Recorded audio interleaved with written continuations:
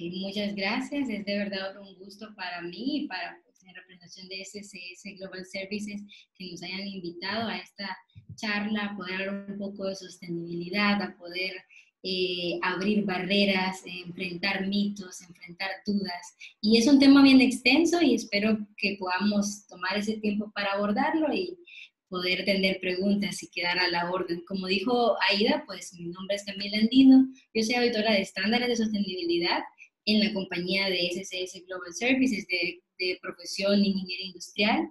He trabajado pues en el sector de la caña de azúcar, en la industria azucarera. Trabajé en Ingenio San Antonio, que es uno de los 4 ingenios aquí en Nicaragua.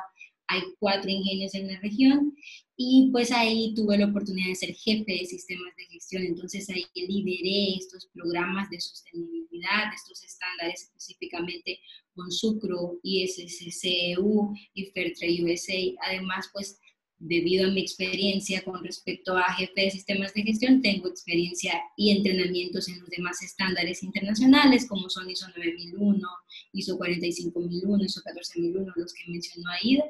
Actualmente estoy trabajando con SCS Global Services dando atención técnica a los clientes latinoamericanos. Entonces, efectivamente, sí, nosotros nos movemos en toda la región y tenemos ese contacto con la agricultura de toda la región centroamericana y latinoamericana. Y pues auditando en tiempo completo las normas con Sucro e ISSC. Un poco empezar a hablarles de SCS Global Services para comentarles, como dijo Aida, efectivamente es una compañía de certificaciones de tercera parte. Es líder internacional en certificaciones ambientales y de sostenibilidad, aunque pues en su portafolio tiene muchas más certificaciones. Brinda servicios en todo el mundo, es decir, tiene muchas sedes y se enfoca en los recursos naturales, en el entorno, en construir el entorno, en los productos de consumo y en los sectores climáticos. Además, tiene auditores especializados en todas las regiones.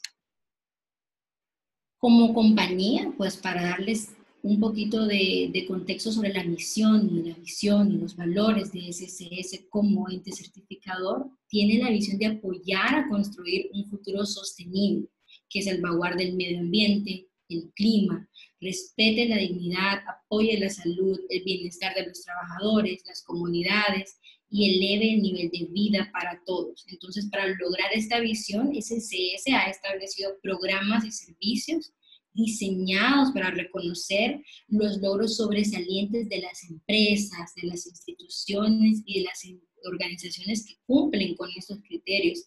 Entonces, lo que se requiere es los más altos estándares a niveles de alto desempeño con respecto a la protección ambiental, a la responsabilidad social y ética, a la seguridad y calidad de lo que se produce, estimulando siempre las mejoras en el camino de la sostenibilidad. Entonces, sí estamos muy metidos en lo que hablaba Aida y va a ser un gusto para nosotros poderles darle un poco de nuestro panorama y cómo es nuestro día a día, cómo es nuestro contexto interno. Pues solo para comentarles, yo les había mencionado anteriormente, SCS tiene una amplia gama de servicios. Entre los servicios de certificaciones ambientales se encuentra el programa de biocombustibles y de productos de base biológica. En este programa es en el que trabajamos personalmente su servidora, Denise Ortiz, y nuestro director del programa, Matt Rudolph, que está en este momento escuchándonos. Este programa impulsa certificaciones que validan la producción de biocombustibles de una manera sostenible. Más adelante yo les estaré explicando un poco y dándoles una pequeña visión de cuáles son estas certificaciones que nosotros vemos. Lo importante para que pues empecemos, ¿por qué son importantes las certificaciones de tercera parte? ¿Por qué es importante un ente certificador? Primero, tener una certificación significa acceder al mercado de compradores y consumidores. Actualmente, pues cada vez el mundo demanda esto, demanda productos sostenibles, demanda elaboración de manera responsable. Dentro de la organización también, al tener una certificación de tercera parte, se tiene una ayuda para identificar áreas de mejora. Eso no solo está sola la organización, sino que tiene ahí un ente, un ojo externo que le está ayudando a mejorar día a día, anualmente, según la certificación. También ayuda a blindar la marca, ayuda a poder realizar estas declaraciones de sostenibilidad que el mercado exige y en general, y lo más importante, ayuda a demostrar un compromiso voluntario hacia la sostenibilidad. Entonces, para empezar de lleno y hablarles un poco de las certificaciones, tenemos que empezar hablando de desarrollo sostenible, que es lo principal. El desarrollo sostenible definido por las Naciones Unidas es el desarrollo per se, que es capaz de satisfacer pues, las necesidades del presente sin comprometer las capacidades de las futuras generaciones para satisfacer sus propias necesidades.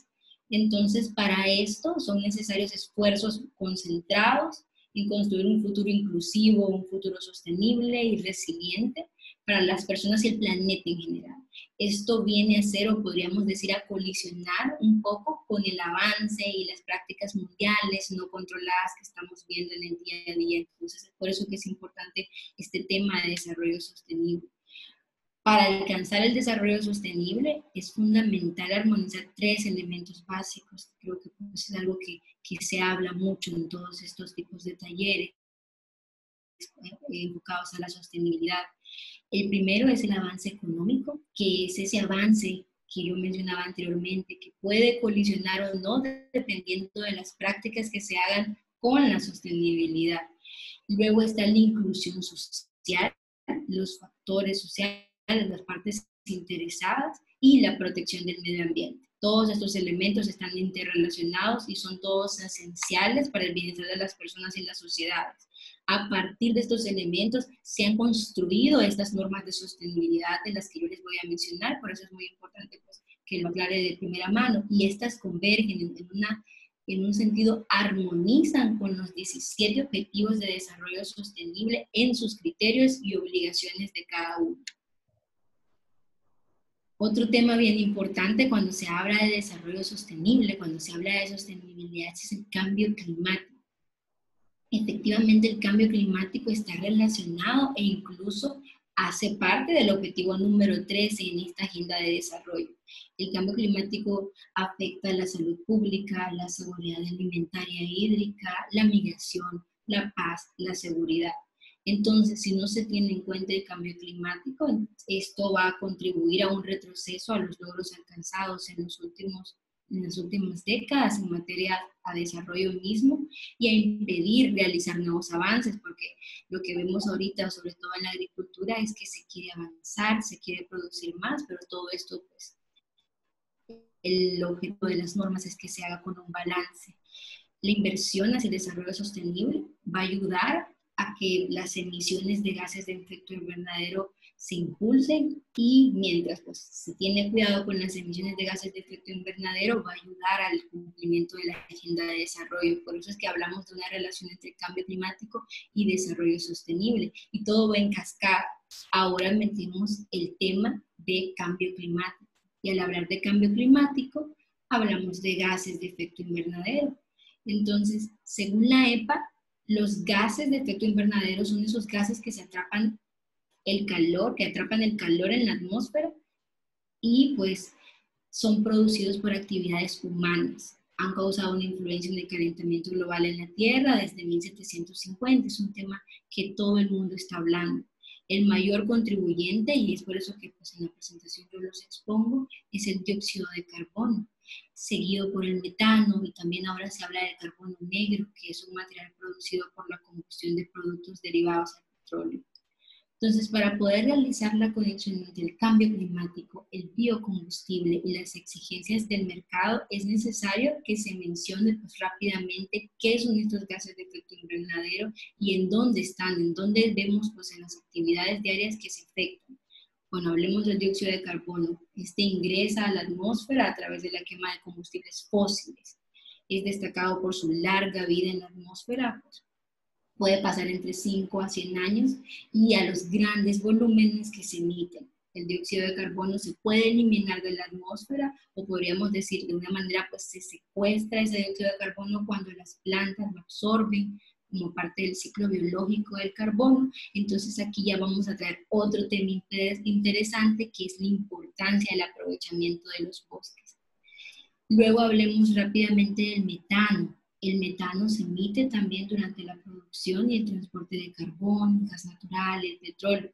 Se generan también emisiones de metano con respecto a las prácticas ganaderas y otras prácticas agrícolas, y a raíz de la descomposición de residuos orgánicos, ya sea en rellenos sanitarios, para residuos sólidos. Luego, otro que estamos hablando es el óxido de nitrógeno, que también se emite durante actividades agrícolas e industriales, la misma combustión de combustibles fósiles y residuos sólidos, y también durante el tratamiento de aguas residuales. Y luego tenemos los gases fluorados. Estos gases son gases de efecto invernadero sintéticos y potentes que se emiten en diversos procesos industriales. En ocasiones, los gases fluorados se utilizan como sustitutos de sustancias que destruyen el ozono de la estratosfera. Estos gases habitualmente se emiten en pequeñas cantidades, pero como son gases que podríamos decir potentes, en ocasiones se les conoce como gases de alta potencia de calentamiento global. Entonces, pues hablamos mucho de estos 4 gases y vemos cuál es el efecto, de qué depende el cambio climático. Entonces, pues depende de cuánto puede haber en la atmósfera, cuánto tiempo permanece en la atmósfera y con qué fuerza afecta en la atmósfera. ¿Cuánto hay en la atmósfera? Yo aquí les traigo unas gráficas directamente de la EPA, donde pues se explican primero de qué se refiere el tiempo en la atmósfera. Se refiere a la concentración o la abundancia, es decir, la cantidad de gas específico en el aire. Las emisiones más grandes de gases de efecto invernadero generan concentraciones obviamente más altas en la atmósfera. Entonces ustedes podrán observar estas gráficas demostrando las concentraciones en partes por millón, ya sea de dióxido de carbono, metano y los gases que les estaba comentando anteriormente, los gases fluorados y el óxido de nitrógeno, y podemos ver rápidamente que en la atmósfera han estado por cientos de años hasta el 2015, estas gráficas son hasta el 2015, confirmando pues, por la gráfica en sí el comportamiento ascendente de los mismos. Luego, ¿cuánto tiempo permanecen en la atmósfera? Cada uno de estos gases pueden permanecer en la atmósfera durante diferentes periodos de tiempo, desde unos pocos años hasta miles. Todos estos gases permanecen en la atmósfera el tiempo suficiente para mezclarse bien. Entonces, esto significa que la cantidad que se mide en la atmósfera es aproximadamente igual a todo el mundo, independientemente de la fuente de emisiones. Como había mencionado anteriormente, el dióxido de carbono es el principal gas de efecto invernadero de larga duración en la atmósfera que se genera por actividades humanas. Y luego, ¿con qué fuerza afecta en la atmósfera? Bueno, algunos gases tienen más potencial que otros. Se calcula con el potencial de calentamiento global y entonces se refleja con este cálculo cuánto tiempo permanece en la atmósfera y con qué fuerza se absorben las energías. ¿Con qué fuerza se absorben energías? Los gases con un calentamiento global potencial más alto pues absorben más energía por kilogramo que los que tienen pues un calentamiento global potencial bajo. Entonces, por lo tanto, obviamente contribuyen más al calentamiento de la Tierra. Luego, vamos a hablar un poco de cambio de uso de suelo. Y me dicen si vamos un poco rápido, pero tal vez después podemos tomarnos el tiempo para las preguntas. Sí, estoy tratando de conectar los temas porque después todas estas cuestiones, todos estos factores van a hacer clic o van a armonizar con las soluciones que son las certificaciones. Entonces, hablamos de cambio de uso de suelo por la deforestación. Pues, sabemos que el uso humano en la tierra y su influencia en la cobertura de la misma es un importante impulsor para la distribución del funcionamiento de los ecosistemas. Entonces, por lo tanto, afecta directamente a los servicios ecosistémicos. Tenemos una necesidad de espacio, ya sea para producir alimentos con la agricultura, para vivir, para recrearnos, para trabajar, para proporcionar energía. Todo compite con el recurso. Entonces el uso de la tierra también es la causa principal de la pérdida o fragmentación de los hábitats naturales y sus especies. La actividad humana como la agricultura, que es lo que les mencionaba, ha tenido pues efectos profundos en la tierra, ha sido muy buena y nos da día a día, pues y nos hace mejorar en todo el mundo, pero también ha afectado profundamente las propiedades físicas y biológicas. Desde 1990 se han perdido 178 millones de hectáreas de bosques.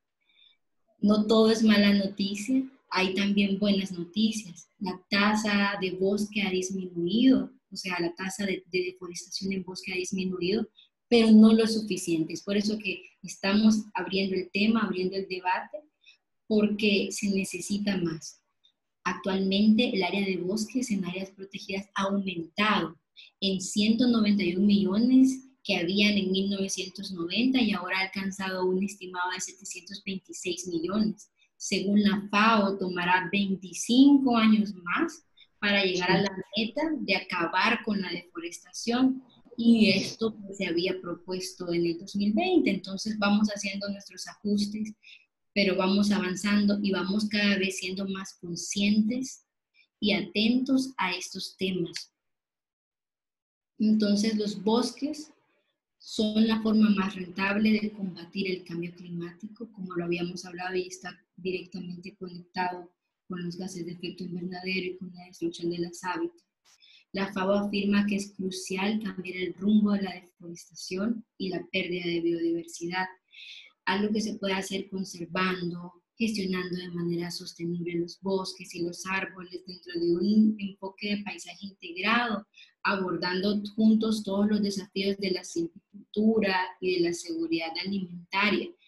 Es por eso, pues, que, como dije, los bosques son la forma más rentable de combatir el cambio climático, y es un aspecto que veremos reflejado en estas certificaciones de sostenibilidad. Para analizar la relación entre los cambios en el uso de tierra y sus impactos en la biodiversidad, ya después se van a necesitar información sobre la cobertura de la tierra, el uso de la tierra y un mar diferente de escalas espaciales, temporales, herramientas desde lo local hasta lo global para poder entender los registros históricos y poder sostener los modelos a futuros. Entonces, dicha información es un requisito previo para la planificación especial a nivel local y regional. Esto es normado en las certificaciones y esa es una de las ventajas de las mismas. Y luego hablemos del recurso agua. Agua y el desarrollo sostenible. Según el Banco Mundial, en la agricultura pues, se ocupa el 70% del agua que se extrae en el mundo. Y las actividades agrícolas representan una proporción aún mayor por el uso consultivo del agua, es decir, el uso sin devolver al medio extraído. ¿Por qué? Porque pues a la hora de regar en las plantaciones, en la agricultura, pues hay también evotranspiración en los cultivos, entonces no todo regresa. A nivel mundial, más de 330 millones de hectáreas cuentan con instalaciones de riego, entonces estamos de verdad que aprovechando el recurso y que explotando el recurso. La agricultura de regadío pues representa el 20% del total de la superficie cultivada y aporta el 40% de la producción total de alimentos en todo el mundo.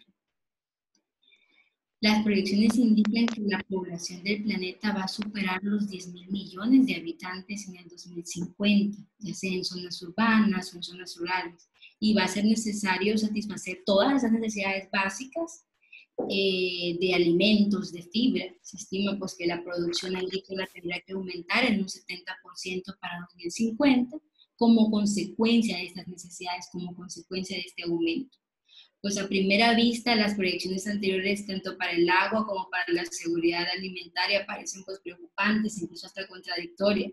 Por un lado es necesario utilizar menos agua para fines agrícolas, pero por otro lado también el uso más intensivo del agua, que es un elemento fundamental para el aumento sostenible de la producción de alimentos. Entonces estamos como en un dilema aparente porque es necesario reconsiderar seriamente la gestión del agua en el sector agrícola, su reposicionamiento en el contexto más amplio para el ordenamiento general de estos recursos hídricos y de la seguridad hídrica. Entonces ahora también ahí vamos a hablar del tema de los biocombustibles, que es un tema pues que yo sé que ustedes ya lo han estado viendo y deben estar muy empapados al respecto. Sabemos que el rápido crecimiento del papel de los biocombustibles, porque últimamente, y es muy bueno, se ha hecho de mencionar en el mundo, en la economía, tiene importantes ramificaciones en el desarrollo sostenible de todo el mundo. O sea, la diferencia entre el petróleo, el gas natural, el carbón mineral y los denominados biocombustibles es que, pues, los otros, este petróleo, no son renovables y los que estamos hablando ahorita sí. Por biocombustibles nosotros entendemos, bueno, los combustibles renovables de origen biológico. Estos incluyen agrocombustibles, combustibles obtenidos a partir de monocultivos, tales como la soya, la caña de azúcar, el maíz. Y por biodiesel se entiende por un combustible también renovable, complementario o sustituto del combustible diésel, es decir, que se produce a partir de lípidos o ácidos grasos como los aceites vegetales obtenidos de la palma aceitera, la soya nuevamente, el girasol, el ricino, etc. Entonces, está a la vista que la adopción de programas de biocombustibles debe realizarse, es una de las ayudas del cambio, es una de las ayudas contra el cambio climático, contra estos objetivos, pero debe tomarse un balance porque también entramos en un dilema de agricultura y de todo hacerlo de la manera sostenible. Particularmente los Estados Unidos y la Unión Europea plantean esta serie de oportunidades y desafíos y riesgos para los países en la región. Entonces aquí viene el tema de las certificaciones y los biocombustibles.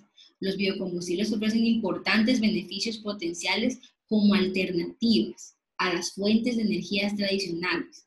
Por otro lado, ya vimos los demás temas, el uso de tierras, o sea, la producción de biocombustibles, pues genera un debate sobre el mejor uso de las tierras cultivables, los impactos de los precios mundiales de los alimentos, que es la seguridad alimentaria, la sostenibilidad de las prácticas de producción. Entonces, pues estamos en un nivel del mundo que todo lo tenemos que hacer planificado en un balance para no seguirlo afectando. Entonces, en respuesta a esto, ha surgido una red de políticas reguladoras reforzadas a través de verificación voluntaria de terceros a nivel mundial. Entonces, de aquí empezamos a introducir el tema de certificaciones en biocombustibles. Las certificaciones para biocombustibles vienen a ayudar a asegurar que la producción se realice conforme a los criterios de sostenibilidad mediante el cumplimiento de los requisitos de los regímenes voluntarios. Entonces, aquí les traigo una gráfica de la Directiva Europea de la Energía Renovable. Entonces, se convirtió en ley el 1 de enero de 2018. Entonces, se establecieron objetivos vinculantes de combustible de energía renovable para cada Estado miembro de la Unión Europea. Entonces, llevando a la comunidad en general de la Unión Europea hacia un objetivo mínimo vinculante de 20%, de la utilización de 20% de combustible renovable para 2020. En el último control, y como ustedes pueden ver en el gráfico, casi la mitad de los países europeos han cumplido sus objetivos individuales y la Unión Europea está en camino de cumplir sus objetivos generales para 2020. Para que los biocombustibles puedan cumplir con estos objetivos vinculantes, es decir, para que se pueda utilizar este recurso renovable y se pueda aceptar y se pueda tener la garantía que se está haciendo de una manera responsable, se deben cumplir con requisitos de sostenibilidad, incluido entonces todo lo que hemos venido hablando, la reducción de carbono y protecciones contra la pérdida de bosques, los humedales, los sistemas naturales. Entonces, para garantizar que estos biocombustibles cumplan, la Comisión Europea ha externalizado, y podríamos decir que ha externalizado el monitoreo de estos criterios a esquemas de sostenibilidad independientes, que a su vez también incorporan criterios de la directiva y también requisitos más amplios. Estos son los que verifica SCS Global Services. Entonces, hablarles un poco de lo que pide la directiva, pues de lo que pide la red. Uno de los temas o los criterios más importantes, y es de lo que estábamos hablando, es el ahorro de emisiones de gases de efecto invernadero para el uso de combustible. Entonces, la red dice que se debe tener al menos el 35%. Como explicaba anteriormente, pues se establecen este número de requisitos y esto es una garantía para ellos. Entonces, por lo menos se dice el 35% en comparación con los combustibles fósiles, como ustedes pueden ver aquí en la presentación, en la gráfica. Y han ido poniendo metas gradualmente, año con año, elevándose al 50% en 2017, al 60% en 2018 para plantas nuevas, e incluye las emisiones de cultivo, de procesamiento, de transporte, un control en toda la cadena. Entonces, en esta gráfica podemos observar los requerimientos de la Unión Europea comparados a las emisiones, y también podemos ver que yo sé que toda Centroamérica es una región cañera, el factor predeterminado de la caña comparado a cómo estamos hacia los combustibles fósiles. Y eso es una muy buena noticia para todo el sector cañero. Luego, los diferentes criterios más que habla son que los biocombustibles no estarán hechos de materia prima obtenida de tierras con alto valor de biodiversidad, todo lo que hablábamos sobre el cambio de uso de suelo, es decir, bosques primarios, tierras boscosas, áreas protegidas de naturaleza, pastizales, etc. También que los biocombustibles no van a estar hechos de materia prima obtenida de tierras con alto contenido de carbono, es decir, humedales, turberas. Y también habla que las materias primas agrícolas cultivadas en la Unión Europea y utilizadas para la producción de biocombustibles van a tener que cumplir con requisitos mínimos de buenas producciones o buenas condiciones agrícolas o buenas prácticas agrícolas, definidos pues por su política agrícola común. Entonces, como vemos aquí, ya se nos han dado las pautas, hay un reto por venir, y aquí es donde presentamos un poco, y yo les voy a hablar de estas 4 certificaciones para pues no extenderme tanto y hablarles porque hay muchas. Pues la red, la directiva, ella tiene aprobado, si no me equivoco, 17 que aprueba y que sabe que siguen todos sus estándares y todos sus parámetros. Y también hay otras certificaciones que van del lado de América, del lado pues del continente americano, y también los requisitos de sostenibilidad que se han interpuesto. En esta está LCFS, que pues también voy a hablar de ella. Entonces, pues aquí, como les comentaba, vamos a hablar de Bonsucro, de ISCC, de RCPO, de RSB y LSFS. Las certificaciones pues son una garantía de producción sostenible, como lo he estado diciendo, algunas de esas están reconocidas por los Estados miembros de la Unión Europea, y pues vamos a dar un poquito de los requerimientos que hacen posible las prácticas sostenibles y por tanto la exportación de los biocombustibles. Y debo destacar que cada una de estas están alineadas con esos criterios que les enseñé en la filmina anterior. Si no, no puede ser un biocombustible sostenible y no se puede exportar y no se acepta en el mercado. Entonces hablemos un poquito de Bonsucro, que yo creo que es una certificación muy conocida en la región latinoamericana y que ha tenido un gran crecimiento en los últimos años. Bonsucro pues es un programa de certificación basado en el rendimiento de la caña de azúcar. Es el programa que es específico para la caña de azúcar, desarrollado por un grupo pues, de participación múltiple, pues, donde han participado organizaciones medioambientales del mundo, los productores mismos y las empresas. Entonces, Bonsucro es la etiqueta de certificación más reconocible para los productos derivados de azúcar. Son utilizados en alimentos de consumo y en el etanol obtenido a partir de la caña de azúcar.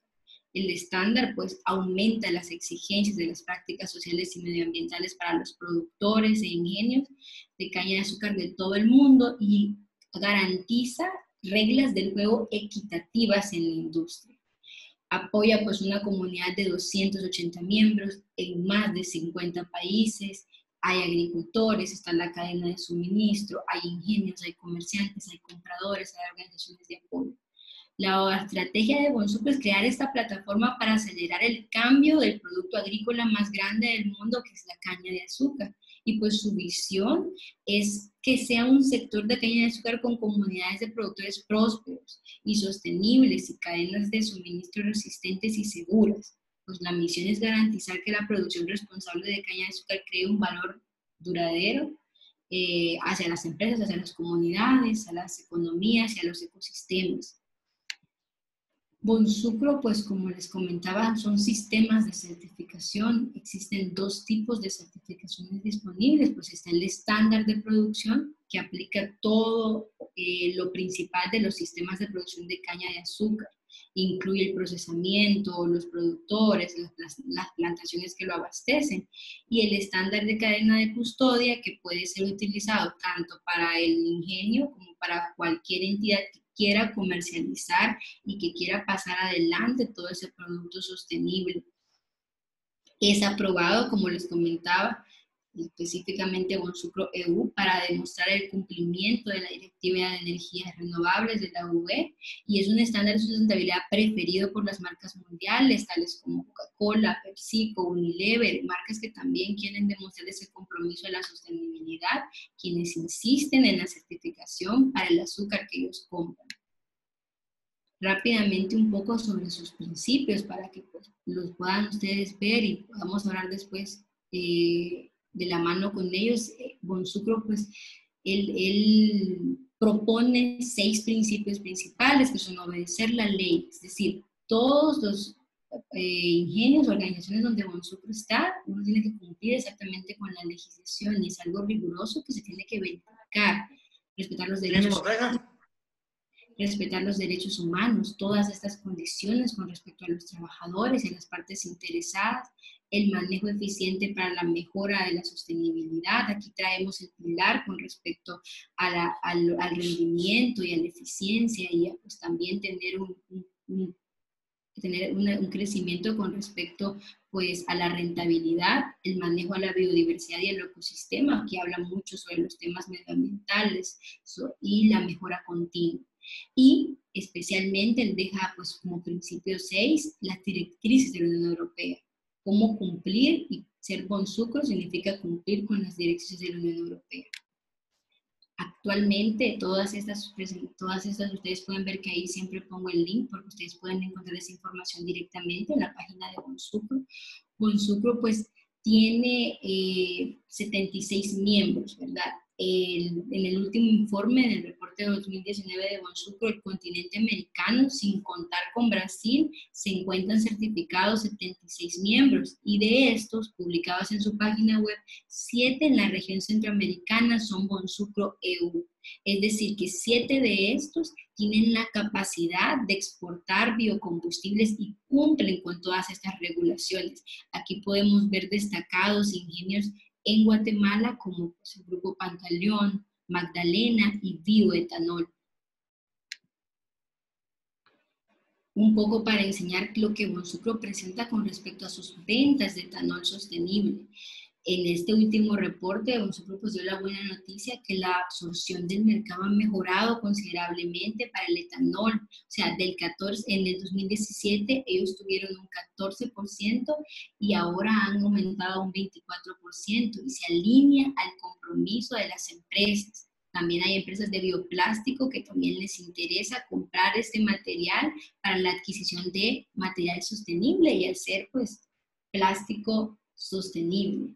La absorción también se da en el azúcar, ha aumentado esa venta de azúcar sostenible, el mercado 2019 fue un mercado muy positivo, la producción del material certificado aumentó considerablemente, alcanzando el récord de 6.2 millones de toneladas de azúcar y 2.5 millones de metros cúbicos de etanol certificado, de 123 fábricas certificadas en 18 países.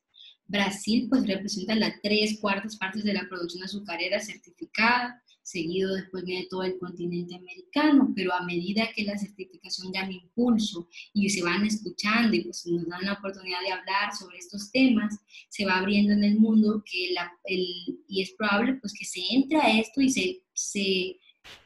se luche contra el desequilibrio de la producción en todo el mundo y eso va a reducir temáticas grandes como horas extras, como cuestiones de uso de agroquímicos. Bonsucro trabaja en estrecha colaboración con los productores de todo el mundo y también está apoyando a sus miembros compradores para identificar y trabajar con proveedores locales. Aquí vemos un poco sobre las emisiones de gases de efecto invernadero con respecto al etanol. Es un tema bien importante porque estamos hablando de caña de azúcar y ver que esto es una buena noticia porque sabemos que apuntar del etanol a partir de la caña de azúcar es apuntar bien comparado a las emisiones por lo menos del maíz o de la remolacha. Luego tenemos ISCC, que es que también pues es una iniciativa, un programa de certificación internacional para la producción de biomasa y bioenergía. Se enfoca en la sostenibilidad igual, en el uso de la tierra, en la trazabilidad, en la verificación de gases de efecto invernadero a lo largo de toda la cadena de suministro. Es decir, todas las organizaciones que son ISCC tienen que tomarse la tarea y poder estudiar detalladamente su proceso y poder definir cuáles son sus emisiones, cuál es el aporte que ellos están dando con respecto a las emisiones de gases de efecto invernadero. Cada elemento pues proporciona evidencia y cumplimiento de los criterios de sostenibilidad y también ISCC es muy rígido con respecto al control de esta cadena de suministro. Aquí tenemos los principios de ISCC, tiene 6 principios, ustedes tal vez podrán verificar que las normas de sostenibilidad convergen un poco en sus principios, claro, porque su objetivo es el mismo, están comprometidos con la producción ambiental, social, económicamente sostenible de biomasa y productos derivados de la biomasa. Entonces, estos requisitos se clasifican como deberes mayores, deberes menores. ISCC pone un estándar y dice, bueno, tenés que cumplir los deberes mayores y al menos 60% de los deberes menores para poder certificarte ISCC, y podemos ver que sus principios son la protección de la tierra, con altos valores de biodiversidad, producción ambiental, las condiciones de trabajo seguras, los cumplimientos de derechos humanos, cumplimientos de leyes, como veíamos en Bonsucro, y las buenas prácticas administrativas y de mejora continua.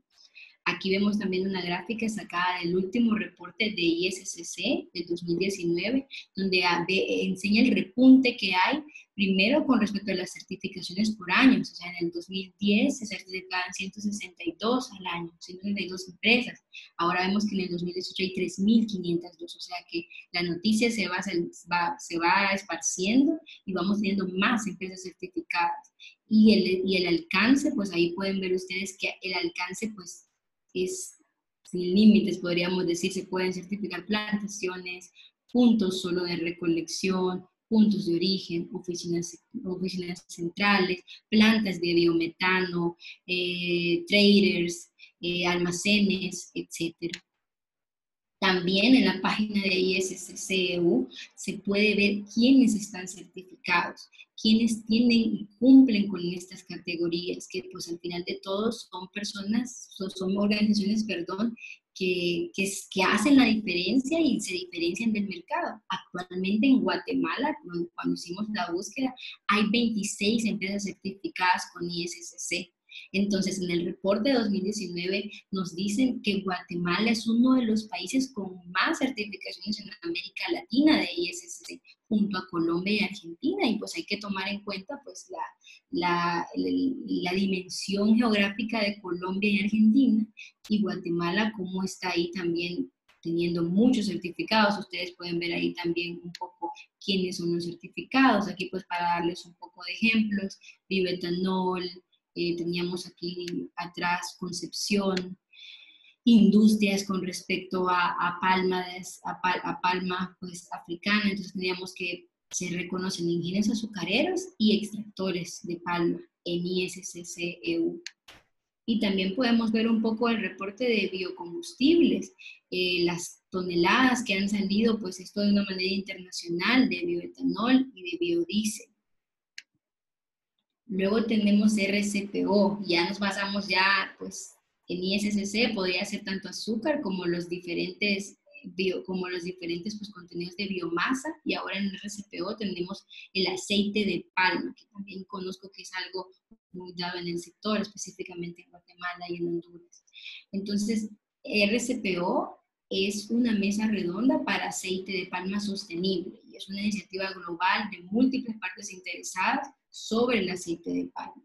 Es muy importante el RCPO porque abarca los impactos medioambientales y sociales más significativos de la producción de aceite de palma y los insumos directos para la producción, las semillas, los productos químicos, el agua, los impactos sociales relacionados con el trabajo en campo y las relaciones en la comunidad.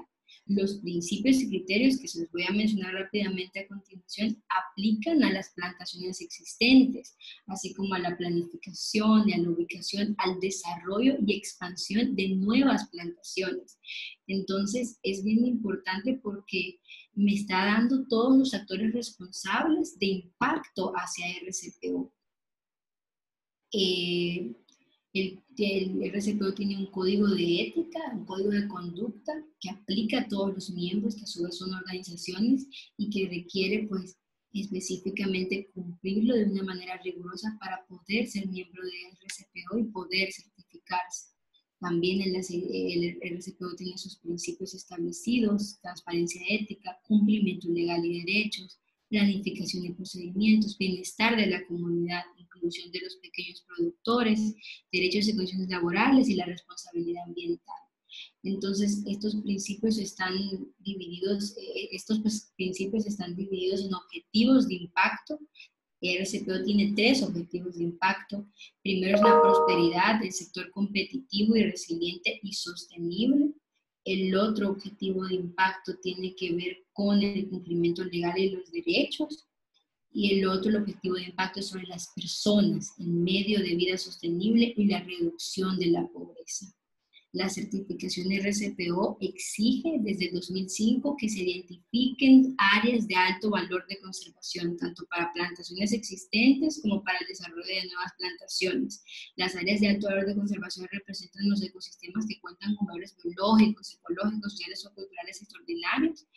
Y entonces esta adopción, este criterio resulta magnífico para poder asegurar y poder tener muy controlado este sector palmero. En términos de medio ambiente, la implementación de estos principios y criterios ayuda fundamentalmente a mejorar la gestión ambiental de la cadena de valor, es decir, tener estrategias de prevención, de mitigación, de corrección y de compensación específicamente en temas relacionados de sostenibilidad, especialmente como uso eficiente de recursos naturales, como el manejo responsable de los residuos sólidos, la reducción de emisiones de gases de efecto invernadero, el manejo técnico de vertientes. Es un tema bien amplio y es muy importante, y por eso pues las organizaciones que lo tienen son pues destacadas en sí. En RCPO también se puede verificar quiénes están certificados. Actualmente en Guatemala están certificados como productores 7 empresas y como extractoras 10. Entonces aquí les dejo un poco los ejemplos, también ustedes pueden verificar quiénes son los certificados. Y luego vamos a RSB. RSB es la Mesa Redonda de Biocombustibles. También es una certificación y se aplica a la producción, procesamiento, conversión, comercio y uso de biomasa y biocombustible. Entonces pueden ser buscadas, uno puede ser RCB para productores, para procesadores de materia prima, para biocombustibles, así como para mezcladores de los mismos biocombustibles. Cubre cualquier materia prima de origen biológico y material derivado de biomasa, cualquier combustible o producto avanzado, así como de suministro. Está basado también en conjuntos de principios y criterios que cubren temas cruciales de sostenibilidad para demostrar compromiso genuino hacia el futuro ético y sostenible de origen confiable de los biomateriales. Y también pues aquí podemos ver todos los principios que abarca RSB, desde la legalidad, el suelo, la conservación, el agua, la calidad del aire, los derechos de tierras. Si comparamos cada uno de estos principios con respecto a las demás certificaciones, vemos cómo se cuida y cómo los temas se armonizan entre sí y no se deja ninguno de por fuera. Y luego hablarles un poco del Low Carbon Fuel Standard, porque también es una parte o un conjunto, un programa integral para California, y también es algo que las empresas, el sector centroamericano está apuntando a, porque es un programa, como les dije, de California para reducir también las emisiones de gases de efecto invernadero y otros contaminantes atmosféricos a partir pues, de mejorar la tecnología de los vehículos y de transporte. Entonces, este programa está diseñado para disminuir la intensidad de carbono y para proporcionar una gama cada vez mayor, perdón, de alternativas de bajas de carbono. Entonces, en el 2018, la Junta aprobó enmiendas a la regulación y se incluyen temas para fortalecer y suavizar la referencia de intensidad de carbono hasta 2030, en línea con el objetivo de la reducción de emisiones de gases de efecto invernadero. De California pues ha promulgado ha agregado nuevas oportunidades de créditos para promover la adopción de vehículos de cero emisiones, jet alternativos de combustibles, captura y secuestra de carbono, tecnologías avanzadas para lograr pues una descarbonización profunda en el sector del transporte. Entonces también vemos pues, que en el sector americano también se están dando estas alternativas y también se están dando este tipo de programas y que se necesita esta verificación de la producción de biocombustibles sostenibles.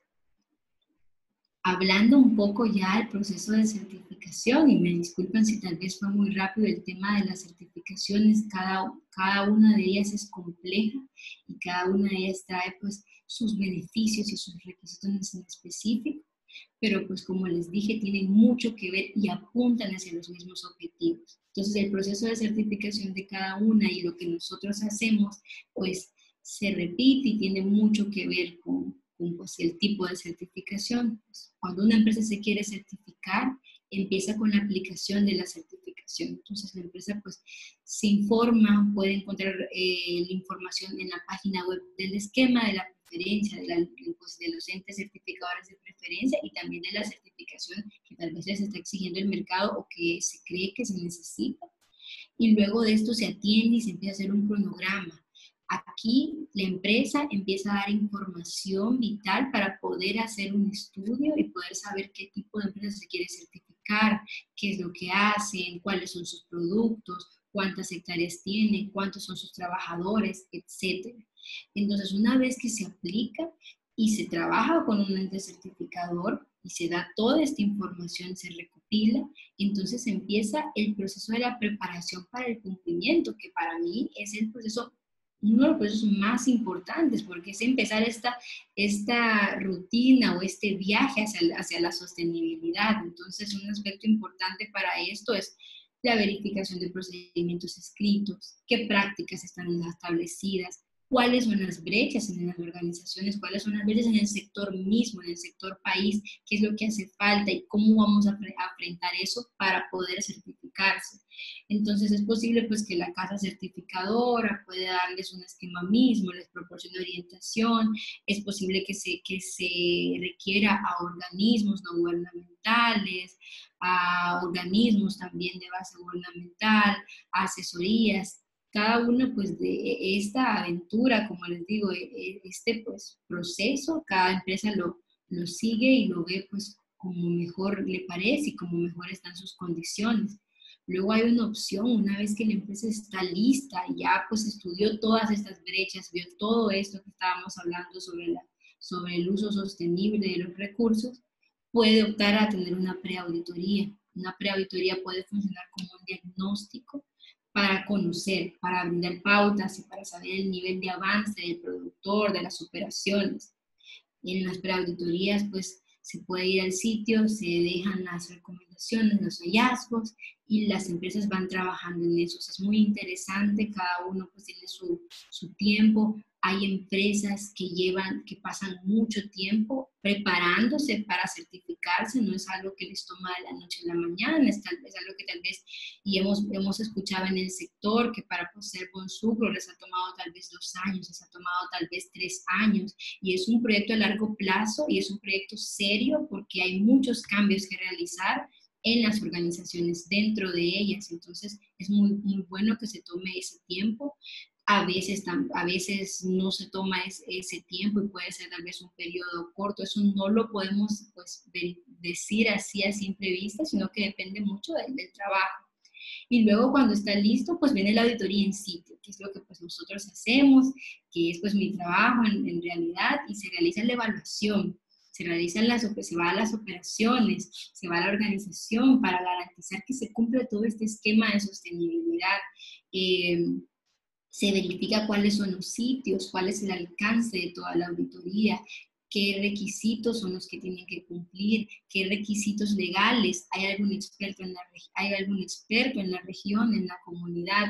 Depende pues, de la certificación, se toman todas estas pautas para poder ir al sitio y poder verificar qué está pasando y poder dar fe que pues, se cumplen con los criterios. Luego de estos puede ocurrir un cierre de brechas, porque pues es lo que más se espera. Pues, a veces hay brechas, hay algunas cuestiones que se tienen que cerrar, hay no conformidades identificadas que deben abordarse, y eso se proporcionan las brechas, se le dice a la organización, en esto no está cumpliendo, se les dice exactamente, se les da un reporte de auditoría que les sirve a ellos de insumos para poder ver ese diagnóstico de la empresa que hizo la organización de tercera parte, y pues la organización tiene que cerrar esas brechas. En algunas circunstancias pues puede ser necesario que el auditor regrese al sitio porque tal vez tenga que verificar que las medidas se hayan tomado correctamente, que sean apropiadas, y se está en ese vaivén con respecto a cierre de brechas y cuán más cerca está en el cumplimiento.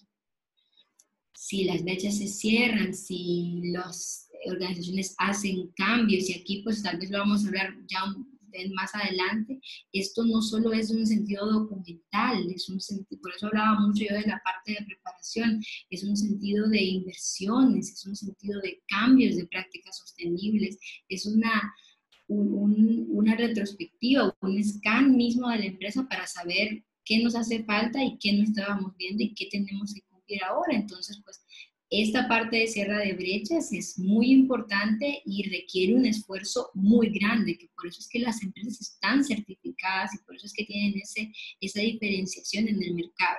Una vez se cierra, pues se emite el informe, esto se manda generalmente a las organizaciones, directamente a los entes certificados, a las certificaciones específicamente, ellos también lo revisan, si tienen alguna pregunta se realiza, se verifica muy bien que pues sí, ya se han cerrado las veces, que estamos listos, y se certifica. En el momento que se certifica, ya las organizaciones pueden hacer declaraciones de que están ellos produciendo un producto sostenible, y ya pueden empezar este camino hacia la sostenibilidad, y no termina ahí, no se certifica y pues ahí queda.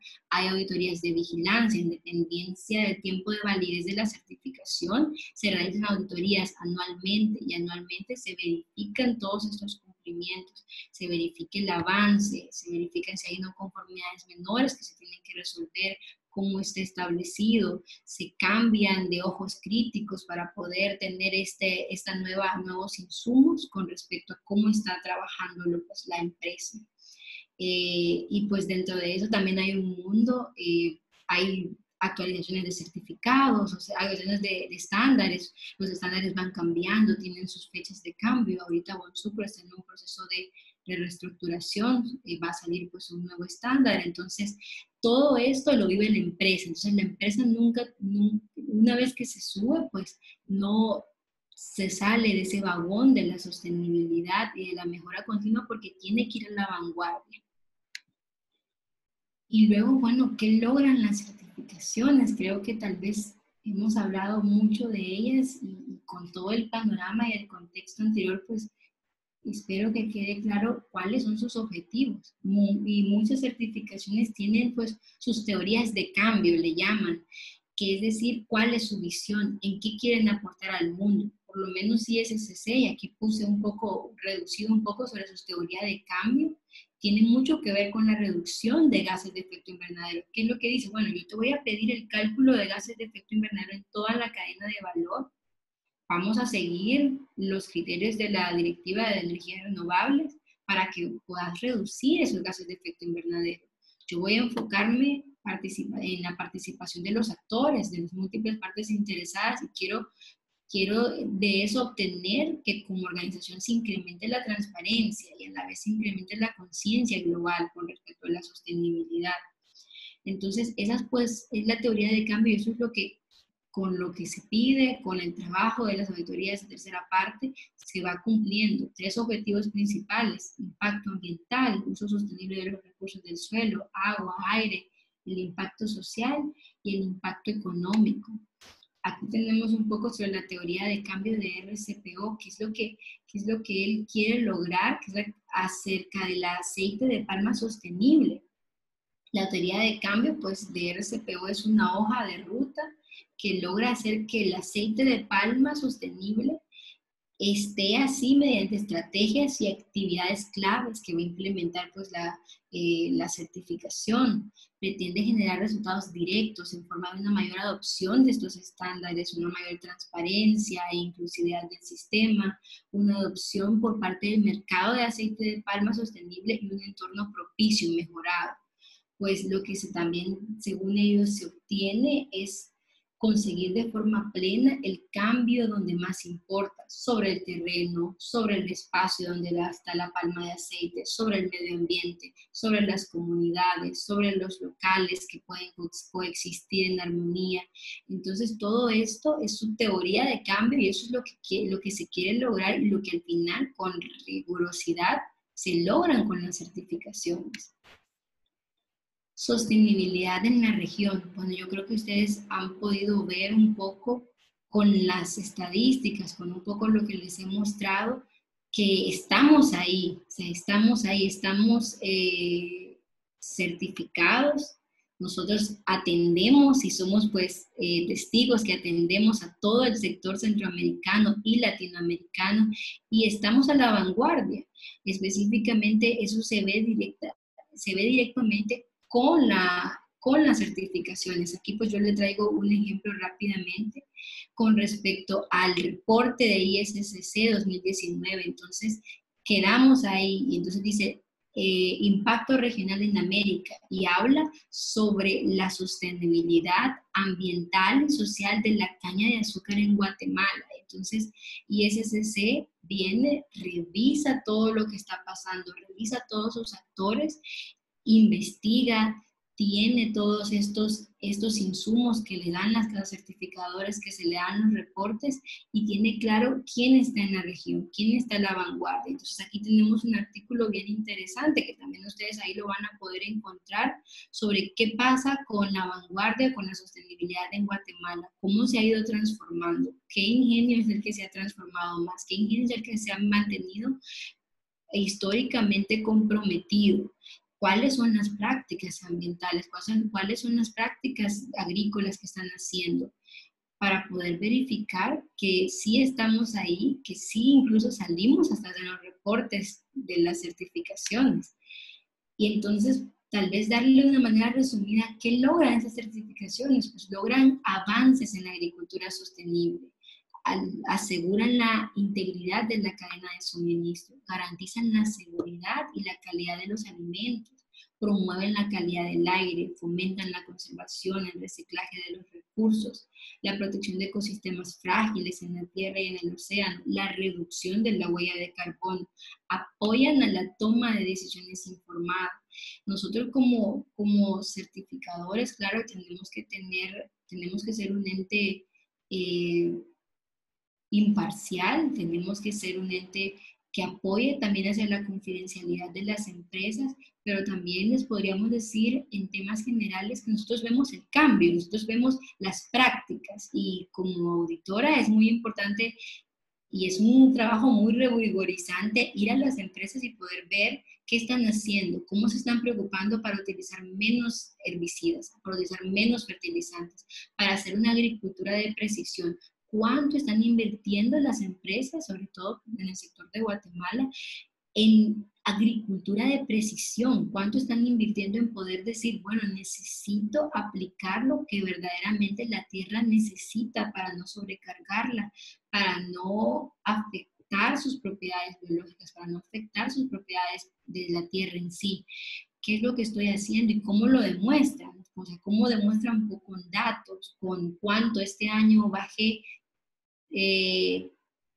determinada cantidad de kilogramos de ingrediente activo que el año pasado? Estoy buscando una máquina que me va a hacer que yo no dé, o sea, que me pueda brindar un polígono, que me pueda decir cuánto de verdad mi tierra quiere a partir de los análisis de uso de suelo.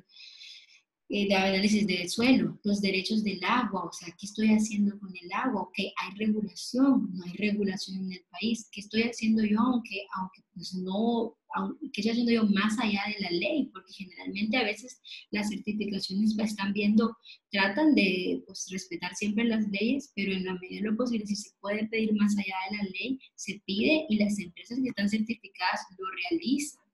¿Cómo estoy con el trabajador? ¿Qué ayuda le estoy dando a mi trabajador? ¿Qué condiciones? Nosotros lo hemos visto también aquí en Nicaragua, cómo ha sido el cambio con respecto a la industria cañera, cómo se les ha dado las condiciones al trabajador en el campo, cómo ahora se les brinda sombra, agua, descanso, cómo el trabajador cuando uno va a una entrevista puede verificar que todos estos requerimientos, todo esto que está aquí está sirviendo para él porque está viendo beneficios.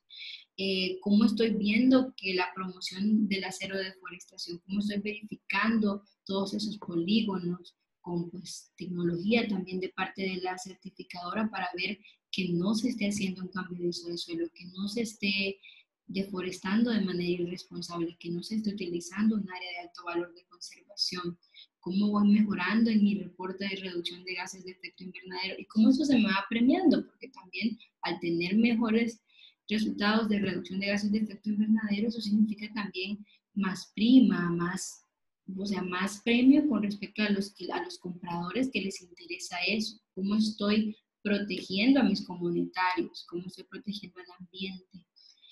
Estamos también apoyando a las decisiones informadas, como las empresas ahora pues tienen una amplia gama de herramientas, tanto de la parte gubernamental, legal, qué me pide la ley, cómo lo combinan, con qué les piden las normas y cómo a partir de ahí planifican su siembra, planifican su cosecha, planifican su aplicación, su inducción. Entonces, creo que es un tema bien amplio, bien interesante y solo decirles que todo está conectado, que la producción de biocombustibles es importante, es como decíamos al principio, es un reto porque pues trae ahí dilemas de la mano, pero se puede si se hace de la manera responsable y se hace de la manera correcta y si están estas personas, estas organizaciones ahí de apoyo para estos factores de cambio. Entonces yo creo que estoy un poquito pasada de tiempo, unos 15 minutos, si no me equivoco. Solo agradecerles un poco, muchas gracias y pues estamos a la orden para las preguntas. Gracias, gracias Camila por su tiempo, por su explicación. Creo que bastante amplia, concreta y también da a conocer que es un proceso que no es fácil, ¿verdad? No es absolutamente nada fácil. El tema, todo lo que se tiene que tener trazabilidad, procesos, para poder garantizar de que todo se está haciendo correctamente. Y eso, como todo tipo de industria, también se debe de certificar en algunas cosas. No es tampoco muy fácil, se tiene que tener toda la documentación. Y aquí está lo más importante, la idea que decía aquí Camila, que es bien importante contarles a ustedes también que el alcohol de Guatemala está certificado, básicamente se exporta a Europa, a Estados Unidos, y de verdad que no reciben ni una gota por muy chapines que seamos, porque somos un país como que en desarrollo, porque somos buena gente, nos van a aceptar el alcohol así, sino que realmente tiene que haber un proceso de certificación para que esto sea, y, ¿verdad? Y aquí Camila, ellos son los jueces. Ellos son los jueces y ellos dicen, pasa, cumple, no cumple, vuélvalo a hacer, repítalo. Entonces esto es como que bien, bien importante. Tengo aquí unas preguntas, pero tal vez antes le voy a dar la palabra. Aquí nos acompaña el director de hidrocarburos del Ministerio de Energía y Minas, ingeniero Guerra. Él quería tener un comentario. Ingeniero, ¿me escucha? Le doy la palabra.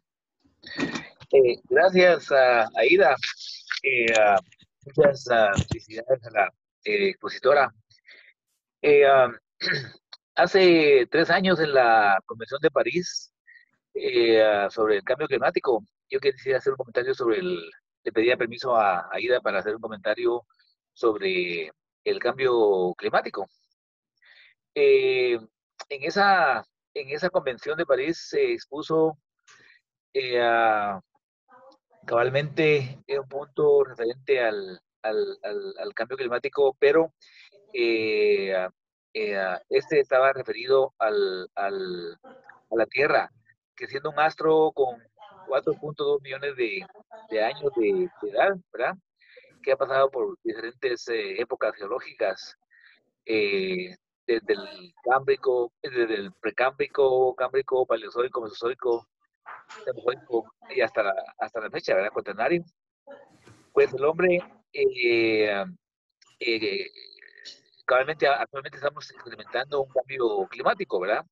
Y este realmente es el inicio de un cambio climático que está siendo generado por el hombre, derivado a las emisiones. Alguien por ahí escribía hablaba de la deforestación, ¿verdad? Que también es un efecto muy grande en el cambio climático. Pero yo quería solamente comentar que cabalmente el hombre está empujando el cambio climático. De hecho, si llegamos a 2 grados centígrados, ¿verdad? Sería fatal para la Tierra. Entonces, a través de la historia de la Tierra, ha habido vulcanismo, efectos electromagnéticos, cambios de polaridad magnética de la Tierra, y han habido muchos cambios climáticos, ¿verdad?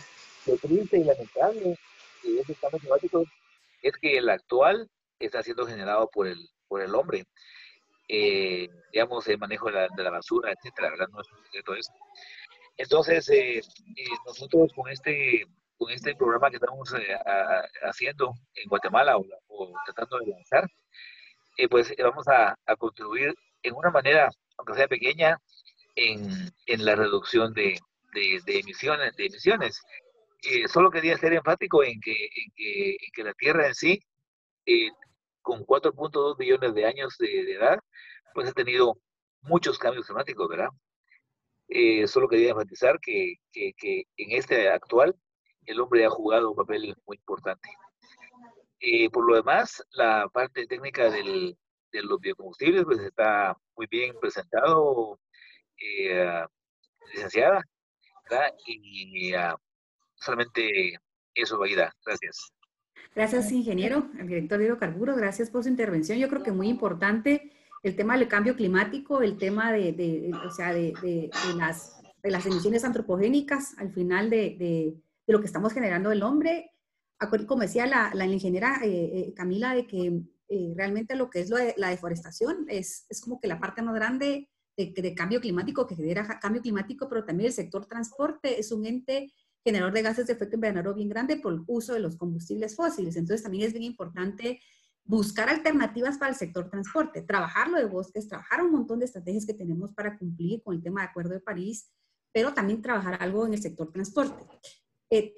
Camila, tengo aquí varias preguntas. No sé, no sé, Gaby, si quiere tomar la palabra. Tenía usted varias dudas, creo que se han resuelto algunas, pero mejor prefiero darle la palabra a la ingeniera Gaby Fuentes de la Universidad del Valle de Guatemala para que haga sus preguntas. Muchísimas gracias, Aida, y muchas gracias, Camila, por la presentación, súper interesante el tema, la verdad. Buenos días a todos. Gracias, Aida. Tenía varias preguntas que estaba poniendo ahí en el chat. Bueno, yo preguntaba ¿cuánto cuestan en promedio estas certificaciones? Ya Claudia Asensio amablemente me contestó aproximadamente $40,000, ¿verdad? Más todos los costos operativos anuales en los que incurren los ingenios para asegurarse mantener todas estas, pues alinear todos los lineamientos, ¿verdad? Pero luego, ¿cuánto tiempo duran estas certificaciones? Digamos, si uno se certifica, ¿es durante un año que está válida o que está vigente esa certificación o es por más tiempo? Muchas gracias, Gabriel, y muchas gracias de verdad por el interés del tema. Las certificaciones depende del tipo de certificación. Por ejemplo, ISCC es una certificación anual, es decir, que usted cada año usted tiene que demostrar que es ISCC y que está todo alineado para que usted le puedan dar un certificado. Es decir, que eso tiene que ver que usted cada año está renovando su certificado. Hay otro tipo de certificaciones como Bonsucro, que pues se han establecido que la certificación certificación tiene un plazo de 3 años. Es decir, el ciclo primero usted se certifica, va avanzando y luego en el tercer año ya puede recertificarse y puede, pues, también se vuelven a revisar todos los aspectos, todos los requisitos y se les da el certificado. Esto no quiere decir, con esta certificación específicamente con Bonsucro de 3 años, que significa que en ese lapso de tiempo no se visita. Las certificaciones siempre, o sea, las auditorías siempre se hacen anuales, es decir, Bonsucro, aunque tenga él su plazo 3 años, él ha establecido un sistema de vigilancia. Entonces, cada año se tiene que ir a revisar para poder recomendar la continuidad de la certificación. Es decir, no estamos hablando de una recertificación porque él todavía tiene su certificado, pero el auditor va cada año a verificar, ¿estás cumpliendo todavía? ¿Vas bien? Y si no vas bien, pues ya poder ver, bueno, no se puede continuar o recomiendo la continuidad de la certificación porque todo está bien. Depende mucho de las certificaciones, pero así como depende de las certificaciones, también es la vigilancia. Muy bien, gracias. Y tenía duda de cómo son realmente esas visitas de verificación anuales, ¿verdad? O sea, cuántos días pasan, digamos, en el ingenio viendo toda la producción o cuántas personas son las que vienen, todo esto, ¿verdad? ¿Cómo funcionan estas visitas? Perfecto, sí, es que muy interesante querer saber cómo es la dinámica. Pues depende mucho de la magnitud de la empresa. Depende, se hace pues toda esa revisión de hectáreas, cantidad de personas, para poder verificar. Generalmente, para darle un dato, los ingenios, como ellos son tan grandes y pues todas sus producciones y sus personas pues actúan y hay una diversidad de personas actuando, diversidad de departamentos, casi siempre, generalmente, las visitas duran 5 días. Entonces son 5 días y se hacen 2 auditores, dependiendo pues como le digo, de la magnitud de la empresa, y es así como se revisa, se hace un plan de auditoría y se dice, bueno, voy a revisar el día 1, voy a revisar recursos humanos, voy a revisar agricultura, se hace todo un plan en el sentido que se pueda abarcar todos los criterios que pide pues la norma en sí. También para estas visitas de ingenio, que son visitas de campo, cada certificación tiene establecido su sistema de muestreo. Entonces, cada empresa puede elegir cuánta cantidad de hectáreas ellos tienen en el alcance, cuánto de eso bien es biomasa sostenible. Entonces, con eso y con las disposiciones de cada certificación, yo puedo ver, bueno, en esta visita tengo que visitar 26 fincas de 86 fincas. Entonces, ya el auditor y todo el equipo auditor se planifica que dentro de esos 5 días va a pasar un tiempo en campo revisando específicamente las fincas. También, en el caso de Bonsucro, hay incluso una cuota de entrevistas. Entonces, también, dependiendo de la organización, cuántas personas tengan, dice, bueno, entonces, si la organización tiene más de 2.000 personas, más de 1.000 personas, toca entrevistar 62 personas. Entonces, se tiene que hacer una entrevista hacia el personal de 62 personas para poder terminar con pues, mi cuota de muestreo y con toda esa programación de visitas. Pero generalmente funciona así: 5 días, 2 auditores, visitas en campo, entrevistas con las personas y visitas con cada uno de los departamentos para verificar el cumplimiento de cada criterio. Interesante, gracias. Y luego también yo veía que todas las certificaciones ponen mucho énfasis en el tema de la cero deforestación.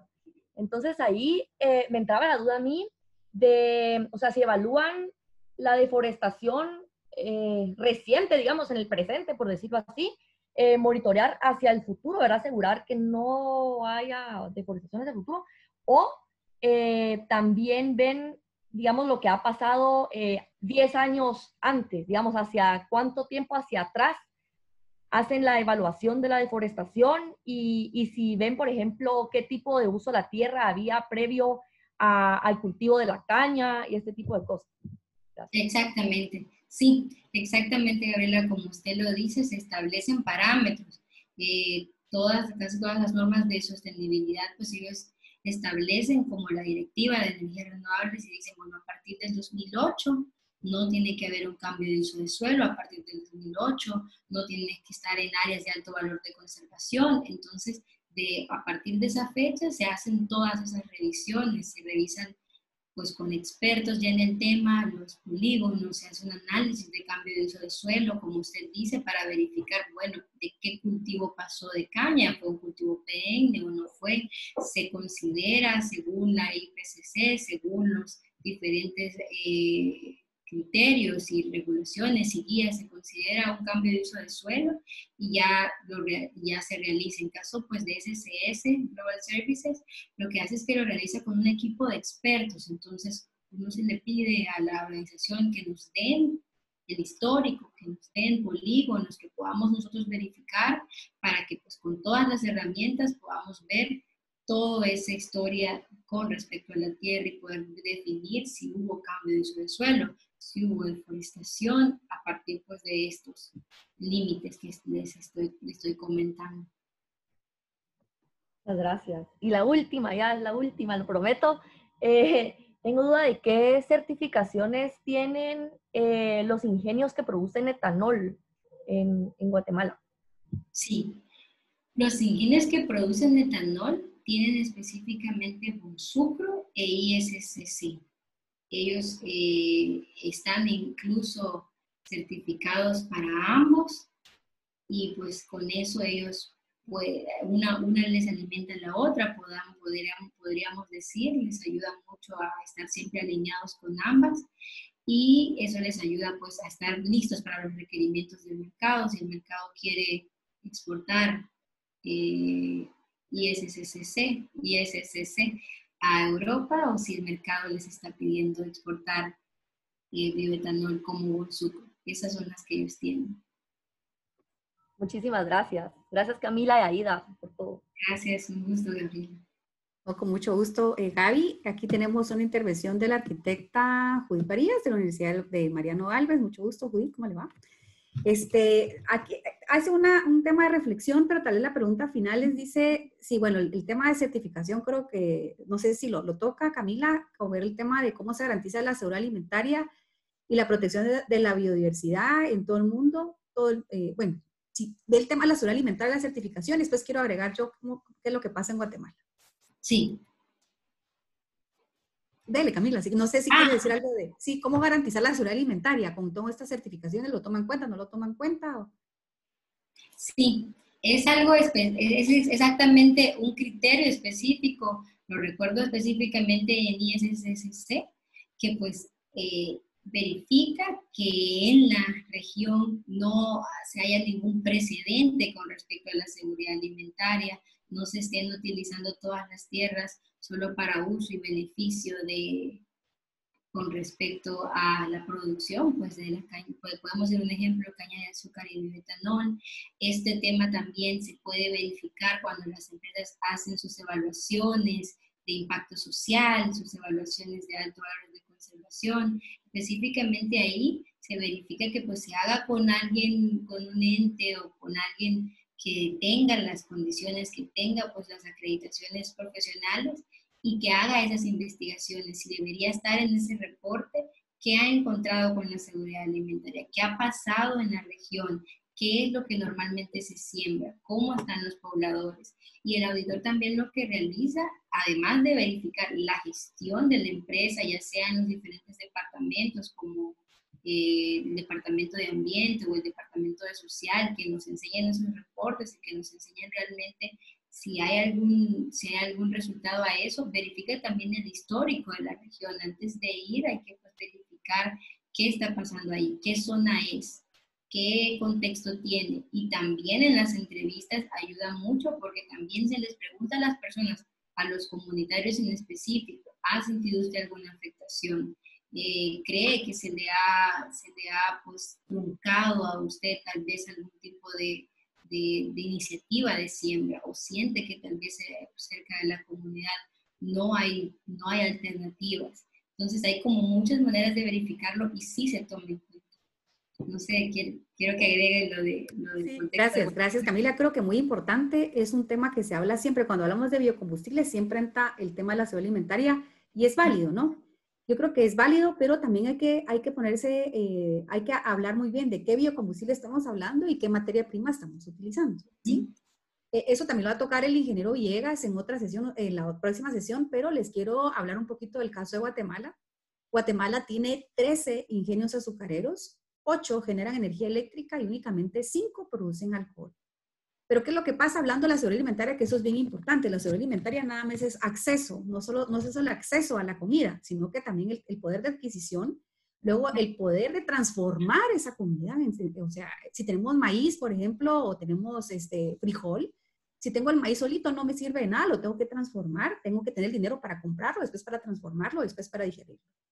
Pero tal vez en el caso de Guatemala, acá, ¿qué es lo que pasa? Como lo mostró el ingeniero Villegas en la primera sesión y la primera y la segunda sesión, ¿qué es lo que pasa en Guatemala? Primero, Guatemala produce azúcar y luego queda la materia prima que se llama melaza.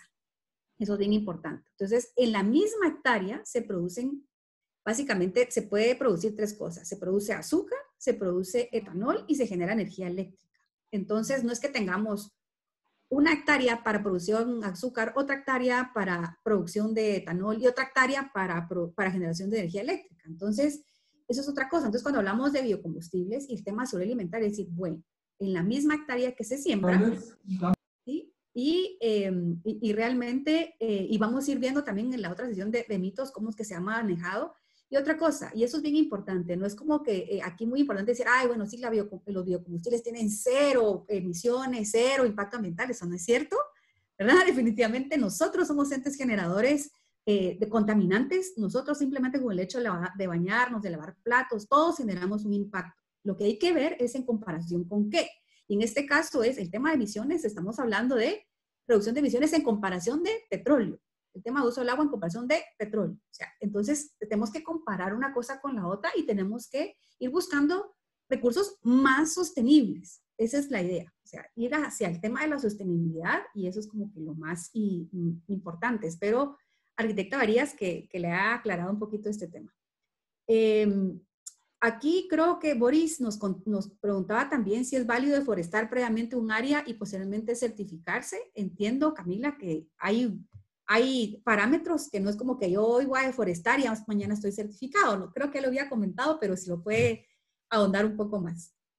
Así es, ¿no? Hay parámetros establecidos, entonces pues se hace la verificación, se ve si se deforestó antes o después del 2008, si pues, esto fue cambio de uso del suelo, si hubo afectación, si hay alto valor de conservación. Entonces se verifica todo eso y se dice, esta tierra no puede ser sostenible, esto no puede entrar. Y eso es lo importante de los entes certificadores y de la verificación continua, incluso previa a la auditoría que se tiene que realizar. Bueno, muchísimas gracias, Camila. Agradecemos muchísimo su tiempo, su buena explicación. También creo que ahorita ya no hay ninguna otra pregunta. Muchísimas gracias por su tiempo. Vamos a seguir, si usted se quiere quedar pues bienvenidísimo. Vamos a seguir con el ingeniero Villegas, con la parte de tema de motores, qué pasa con los vehículos, el temor a otro mito, ¿verdad? El tema de, bueno, ¿será sostenible? Es un mito, el tema de la seguridad alimentaria es otro mito, pero otro tema es, ¿será que se va a arruinar mi carro? ¿Va a aguantar el alcohol? ¿Cómo va a ser? Entonces vamos a continuar con ese tema. Solo un pequeño aviso, les queríamos pedir para que la Universidad del Valle pueda pasar asistencia, necesitamos que pongan siempre su nombre, apellido y la institución, porque así es más fácil ubicarlos. Hay personas que a veces solo aparecen con el nombre del teléfono, entonces nos complica un poquito de saber quién está conectado. Y el objetivo de esto es para tener los datos para el diploma que vamos a dar para aquellas personas que hayan participado en la mayoría de las sesiones, por lo menos 80% de asistencia. Y también otro aviso, algunas personas no se inscribieron en el formulario. En el formulario de inscripción para que también por favor nos puedan poner un mensaje aquí en privado para que les mandemos. Ponerlo el indicador de efectividad. La mayoría ya está inscrita, pero solo para pedirles favor. Entonces, ahí voy aquí a silenciar a una persona.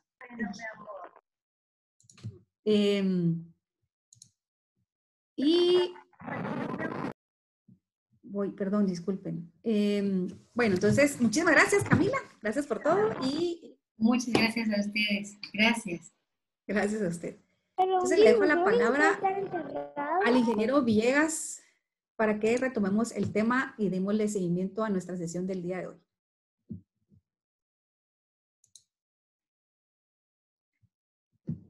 Bueno, muchas gracias nuevamente.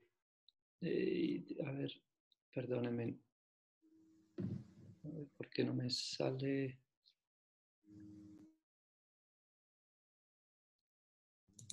¿Puedes compartir, Luis Fernando? Ya. Ok, ahí sí. Sí, nos queda media hora.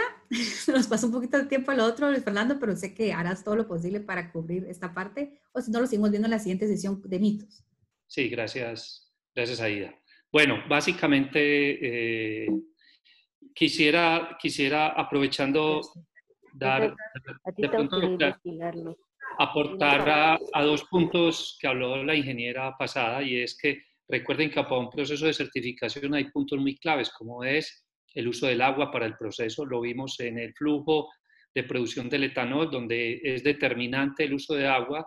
De ahí se recupera esa agua del proceso, se pasa a unas piscinas de decantación, se sacan los lodos y vuelve y se incorpora. Ese es un elemento muy importante. Segundo, la cogeneración. La cogeneración lo que nos permite, como decía la ingeniera Aida, es de que con la caña estamos produciendo tres cosas muy importantes, que es energía, azúcar y el etanol. O sea que ese balance unido a lo que dicen el uso de suelo, pues básicamente y por historia, los cultivos de etanol, pues de caña y eso, han reemplazado grandes extensiones que antes se usaban para ganadería. Pues ya sabemos que la ganadería, aunque la queremos mucho y todo eso, es un uso que definitivamente, si no es ganadería extensiva, hace uso de mucha tierra con muy poca utilidad y venía de históricos deforestaciones. Entonces, son esos tres puntos importantes a tener en cuenta que en ese proceso de certificación son determinantes. Bueno, básicamente, pues aquí rápidamente voy a pasar. Lo que vamos a hacer aquí en la segunda sesión es el parque automotor y motores y compatibilidad con el etanol, repasando rápidamente por qué queremos el etanol, pues por un ambiente, vemos cómo el impacto en las grandes ciudades ya está demostrado, por el usuario, vemos por su detergencia, mejorado de octanaje y libre de agua, por mano de obra, por las divisas tan importantes en este momento, por control de precios, para no depender de los árabes o los americanos en ese punto, por tener una canasta que no solamente dependa, una canasta energética que no solamente dependa del petróleo, sino que también de otras fuentes, y por no ser los últimos, toda vez que ustedes son eso. Ventaja rápida del bioetanol, siempre para que las tengamos en mente: reducción de monóxidos de carbono del 25 a 30, reducción de dióxido de carbono de CO2, reducción de gases tóxicos, fuentes renovables, alto octanaje, menos inflamable que la gasolina, baja toxicidad, no produce compuestos de azufre y reemplaza. De acá es importante en esta gráfica, como siempre le digo, es que ahora que vamos a hablar de uno de los puntos que son críticos o se le aduce que son críticos en la implementación del etanol, es que puede aumentar la corrosión. Pues es un hecho que el etanol tiene una cadena OH y esa cadena OH, pues por procesos químicos y de energías, de balances de energía, puede aumentar eso. De ahí la importancia de controlar lo que son pHs y eso, que ahora enseguida lo vamos a ver. Acá en este punto quiero resaltar los elementos en los cuales podría en algún momento tener puntos positivos y negativos el etanol. Pues uno de ellos decíamos que era en este sitio de la cámara, donde se acumula todo el carbono antes de usar pues el bioetanol, ¿sí? O el EcoPower, y por su labor detergente va a limpiar todos estos puntos. Al limpiar todos estos puntos y al limpiar estos sitios, aquí también había carbono que generaba un sello, lo que llaman una falsa compresión, y al limpiar eso, pues se puede generar que haya algunas trazas que pasan hacia acá. En motores de dos tiempos, y vamos a hablar mucho, todavía es más importante el uso del bioetanol, Pues por dos elementos, porque son motores que por su configuración no son muy limpios en estas cámaras, a diferencia de un 4 tiempos, y segundo, porque no se garantiza necesariamente que se queme todo lo que está acá, porque al ser en 2 tiempos, ahí en la salida del exhausto pueden salir trazas de eso. Y toda vez de que esta misma mezcla se está mezclando acá con los aceites, ¿sí? La mezcla del combustible hace parte de mezcla con los aceites acá en estos puntos, ¿sí? Y eso puede llevar a que salgan emisiones de eso. Entonces, por eso es tan importante la implementación de biocombustibles como el etanol cuando existe parques automotores o muy viejos o parques automotores de 2 tiempos como son muchas motos. Rápidamente, pues porque es una terminología que hace mucho, es el AKI y el IAD. Ustedes trabajan mucho con el IAD, que ya vimos que es el promedio entre el RON y MON, ¿sí? Y básicamente entre el RON y el MON pueden haber 10 puntos de diferencia, donde RON es que se prueba carros a bajas revoluciones y el laboratorio, y el MON se prueba carro, ese mismo motor a altas revoluciones y exigido. Y de ahí se saca cuál es el punto de octanaje. Recordemos que cuando implementamos, aquí estamos viendo gasolina regular y gasolina estas son gráficas reales de experiencias en Colombia. Cuando se implementó, vemos que si cogemos una gasolina regular por los lados de 84 y utilizamos una mezcla del 5%, estamos en esta gráfica, ¿sí? Estamos teniendo gasolinas ya del 85 y cercanas a 86, y si el del 10%, pues estamos hablando de más eso. Y acá en gasolina ya digamos más premium, también los efectos de cómo se incrementa el octanaje con el aditivo, porque muchas veces cuando es el 5 se maneja como un aditivo, el aditivo del etanol. Ahí tienen las gráficas para la referencia y después en las memorias las van a tener. Lo mismo que es otro efecto sobre los vehículos que dijimos ahora, y es que por su detergencia el etanol es un limpiador de las cámaras, lo que dijimos ahora. Entonces eso va a llevar a que los motores cada vez son más limpios y, como lo explicábamos, aumenta su capacidad energética del motor. Si bien, que también lo vamos a ver ahora, pues el etanol tiene menos capacidad de energía, pero ya en un laboratorio con pruebas de campo se ve que los elementos positivos que son del etanol, que estamos hablando de octanaje, detergencia y otros de volatilidad desde el punto de vista de combustión, compensan ampliamente los puntos de menor nivel de energía. Vemos la tolerancia de agua, también aquí están ya las curvas donde básicamente el mensaje es de que cuando usamos bajas niveles de mezcla, estamos hablando del 5% o el 7%, tenemos que ser muy cuidadosos con el manejo de agua. De acá sale más o menos un parámetro que siempre se dice, y es que el recomendado es manejar la mezcla de gasolina y etanol por debajo de 2.000 partes por millón. Y lo vimos, que eso se maneja en una estación de servicio, que es donde, digamos, el punto último, donde vamos a abastecernos de combustible, que en un tanque de 10.000 galones, que son los tanques muy normales en una estación de servicio, equivale a 20 galones, y eso traducido son 2 centímetros de agua. Y por norma de todos los países, las estaciones no pueden tener por debajo de ese nivel. Eso era antes de mezclar el etanol. Después de que le mezclemos el etanol, ya sabemos que porcentajes de ese tipo por debajo de 2.000 ppm, la misma mezcla de gasolina y etanol están adhiriendo esa agua. Entonces es muy normal no volver a ver agua en las estaciones, en los tanques de estación, y esa agua es producto de la condensación. Ya vimos que al entrar el aire atmosférico trae partículas de agua, ¿sí? por su nivel de humedad del aire, y eso lo que hace es que cada vez que llenamos el tanque de la estación, cuando llegue un carro tanque, pues limpia esa humedad que hay en las paredes y se le incorpora a la misma mezcla. Y no tiene ningún problema energético, porque ya sabemos que esa agua es H2O y tiene hidrógenos, y hay estudios que dicen que hay veces pocas inyecciones de hidrógeno en mezclas de combustibles, antes mejoran la eficiencia. La tolerancia al agua, lo mismo que vimos ahora, y el RVP, pues que a veces se aduce que el RVP es un punto negativo. Al adicionar el etanol, pues también vimos que tiene un punto negativo a nivel pues, ambiental, pues porque puede tener más volatilidad esa mezcla, pero también tiene un punto positivo en la eficiencia. Y digamos, como sabemos que casi todos los puntos son estancos, tanto las estaciones como los vehículos y todo, pues digamos que el impacto no es tan directo. Aquí rápidamente vemos la tabla de las características técnicas de la mezcla al 10%, resaltando tanto los puntos de que tiene pues, el contenido de agua, nada, pero el índice de etanol, lo que es Monron, y el promedio, vemos como significativamente aumenta desde niveles desde 81, 87, ¿sí? Y el RVP no es que sea tan sustancial.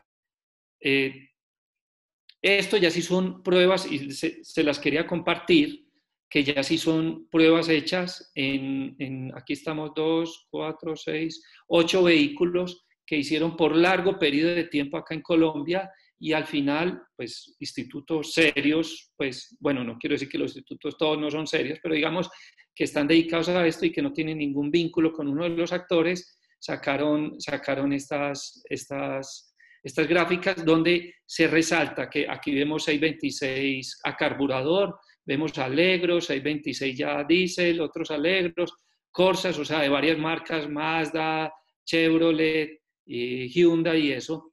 Y aquí se resalta como en potencia entregada al rodillo, que esto es verdaderamente lo que uno compra un combustible independiente de que si tiene algo o no tenga algo, bueno, y que es un verdadero combustible amigable con el ambiente, es que yo le pueda sacar mayor rendimiento, o sea, que tenga mayor potencia al adicionar eso. Y vuelvo a resaltar, diciendo de que los BTU del etanol son inferiores al de la gasolina, ¿cómo vemos que la suma de todo esto de detergencia, octanaje, oxigenante, que le entra mejor oxígeno a la mezcla, todo eso, al final lo que nos interesa es cuánto produce ese vehículo? Entonces se cogen unos vehículos y se montan unos rodillos y se les mide su potencia entregada. Y como vemos, las gráficas, las barras verdes siempre son superiores, y mucho más en vehículos a carburador, que lo estamos hablando, después lo vamos a ver mucho. Entonces, como vemos de que verdaderamente sí hay un impacto positivo, no solo ambiental, sino en potencia, que es otra preocupación que siempre se dice, no, es que ya con etanol entonces los carros van a tener menor potencia. Vuelvo dicho, esto es real, esto es hecho en laboratorio después de meses y meses de investigación. Y acá vemos cómo es eso en rendimiento del combustible. En rendimiento del combustible, pues vemos cómo hay vehículos que rinden más, por todo, pues aquí hay efectos desde el punto de vista de carburador, desde tecnologías y eso, pero se puede decir que, salvo en uno que otro vehículo, ¿sí? La condición acá es que o rinde igual o rinde mejor, que es lo que a uno también le preocupa. Porque también decía, no, es que como se puede evaporar más fácil en el tanque del vehículo, entonces yo voy a perder más eso. Entonces vemos acá que no existe tal hecho y cómo verdaderamente tenemos algo positivo. En emisión de monóxido de carbono, que es lo que tanto nos importa, si vemos como sustancialmente en un vehículo a carburador tiene reducciones por encima del 20%. Y en otros vehículos, como siempre es positivo esa reducción del monóxido de carbono. O sea que aquí estamos hablando de cómo verdaderamente estamos impactando en el medio ambiente. Y en ppm de hidrocarburos, que alguien me preguntaba en días pasados, mire, verdaderamente tiene un impacto en partículas por millón de ese ppm, y donde ahí están muchos compuestos, como ahora nos decía la ingeniera, ¿sí? De compuestos que son azufrados, compuestos que ya son de altos contenidos de silenos, toluenos y todos ellos que son cancerígenos. Ahora nos metemos en otra cosa que dice, y es que, bueno, es que la mezcla de etanol la mezcla de gasolina con bioetanol nos puede tener un efecto negativo sobre la corrosión. y básicamente, me disculpo un momento, yo cierro la ventana. Lo que pasa es que por este efecto de la pandemia se ha creado modelos en los cuales la gente sale a vender sus cosas y hace parifoneo. Entonces suena desde las cosas. Bueno, entonces metiéndose en esto, miren, los estudios de corrosión en acero al carbono mediante pruebas gravimétricas mostraron velocidades de corrosión de 0.013 y 0.020 en milímetros por año, a temperatura ambiente y presión atmosférica. O sea, lo que sucede básicamente en aquellos componentes como las tapas de las estaciones de servicio o algunos elementos que son de acero al carbono, porque muchos vehículos son aceros inoxidables y otras aleaciones, pero digamos donde sea netamente un acero limpio al carbono. Y esto, desde un punto de vista de afectación, vemos que en transporte por tuberías, oleoductos y en muchos elementos, la norma dice que deben de estar por debajo de 1 milímetro por año. O sea que lo que vemos del impacto de corrosión por esto, 0.03 y 0.020 contra 1, pues estamos hablando de que es entre el 1.3 y el 2% de lo que es la norma. O sea que estamos básicamente muy por debajo. Y nos metemos en temas ya este tipo de... En una estación de servicio podría tener afectación. Y lo digo porque es que hay veces hay gente que manda fotos donde muestra la tapa del tanque, de la gasolinera, todo corroída y eso. Y mire, aquí está la tabla que lo ha hecho esta fuente Thomson, es un instituto pues un investigador muy renombrado en todos estos temas y que ha sacado este tipo de tablas. Y vemos que, por ejemplo, tanques de combustible, los que están enterrados con E5, y que son acero al carbono o fibra reforzada y con plásticos, no tiene ningún problema. O sea que el tanque hoy, como está en la estación de servicio, no tiene que tener ningún tipo de adecuación, salvo que ya haya una normativa en la cual diga que los tanques de un país deben de ser de doble contención o con revestimiento, pero ya sí por otros temas de corrosión, porque esa corrosión puede venir desde el exterior, puede venir por las aguas freáticas, y pueden afectar ese tanque, pero no desde el interior hacia afuera. Entonces, estamos hablando de que por el uso de bioetanol no hay ningún problema de afectar el tanque sobre la estación. Y también otra pregunta que nos dice, no, es que los tanques para almacenar L100 en las plantas y eso tiene que tener algún tipo de recubrimiento. Tampoco, es acero al carbón o si se quiere usar alguna resina. Las bombas que se utilizan no tienen ningún problema, simplemente se utilizan sellos de carbono o cerámica, que son los que se utilizan hoy actualmente en las bombas, ¿sí? O materiales de teflón, y ya sabemos que el teflón es un material ampliamente difundido. Sellos de tubería, pues la cinta teflón, que para muchos es muy normal usar eso. Los medidores de combustible se pueden dañar, se pueden deteriorar, y entonces ya me venden menos gasolina en mi estación, eso. No. Cuando se inician trabajos con mezclas, se debe recalibrar los medidores después de 10 o 14 días de trabajo para garantizar el cambio de combustible, pero, para que no afecte la medida, pero por su detergencia, por el tema de la detergencia, porque va a limpiar, ya vimos que va a limpiar todos los elementos. Medidores usados de 100, pues digamos eso es para las plantas y básicamente son los horrines, pues se deben de pasar a los horrines hoy convencionales. Filtros de combustibles para las estaciones de servicio. ¿Es necesario cambiar esos filtros? Pues claro, cuando yo meto el etanol, pues me va a hacer esa detergencia y puede que me obstruya el filtro del surtidor de la estación, pero eso es una práctica muy normal en las estaciones de servicio. Mangueras, no hay problema. Las mangueras que hoy se utilizan para abastecer en la estación de servicio no tienen ningún problema. Y para boquillas, la pistola y eso no. ¿Qué plásticos se deben de usar con el etanol? Mire, en esto no hay nada de la NASA, ni plásticos de alta tecnología, son los que hoy son comerciales. Por eso yo les decía, es que antiguamente se usaban como sellos, se usaba el corcho, se usaba el gris Buna, ¿sí? Se usaban otras cosas, pero hoy en todo lo que vemos, use etanol, use lo que sea, se utilizan los polietilenos, que es el que uno normalmente ve en todo sitio, los polipropilenos, los PMP, los policarbonatos, ¿sí? Los policloro de vinil, o sea, el PVC, miren, ni siquiera afecta a los PVCs, que es el que usamos normalmente para la conducción de agua y otras cosas, pero también están los polietilenos de alta densidad que hoy se usan ampliamente en toda parte, y los politetrafluoroetilenos, ¿sí? Que también son excelentes y ellos se utilizan. Sí, el texto abajo, que es recomendación de los expertos, la manera más eficiente para minimizar los problemas de compatibilidad del bioetanol con otros materiales es utilizar un bioetanol de elevada pureza, y lo sabemos, y más aún que ustedes producen etanol avanzado, con baja acidez. Es importante eso también, y eso se chequea cada vez que un productor le manda a un distribuidor mayorista, se le mide esa acidez. Bajo contenido de cloro, sulfato, hierro y sodio, ¿sí?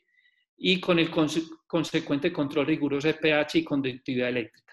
Mire, cuando se recibe el etanol en las plantas de distribución, para que tanto las estaciones o el dueño del vehículo esté tranquilo, una de las pruebas que se hace, que es una prueba demasiado simple, es el control del pH y el control de conductividad eléctrica. Son equipos muy simples que sí, yo pues doy certeza que cuando sale del productor del etanol le controlan eso, pero por algún tipo de afectación en el transporte pueda sufrir de eso, se le chequea antes de descargar ese etanol puro en la planta de distribuidora de combustible antes de la mezcla, con se le chequea dentro de muchos parámetros, contenido de agua, eso, siempre se le chequea el pH y la conductividad, con unos equipos que son muy simples y que no son de alto costo. Entonces esto garantiza de que la fuente en su producción de ese bioetanol tiene parámetros controlados de ese tipo.